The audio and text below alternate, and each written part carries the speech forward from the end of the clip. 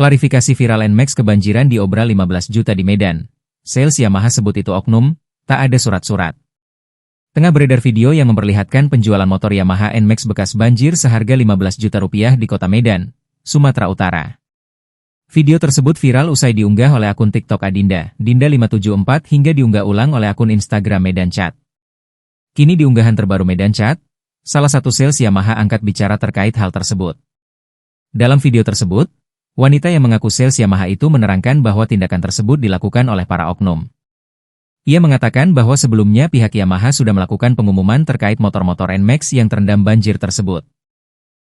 Halo teman-teman, saya selaku sales Yamaha. Di sini saya menanggapi dan meluruskan tentang beredarnya NMAX yang murah, yang korban kebanjiran, itu benar adanya.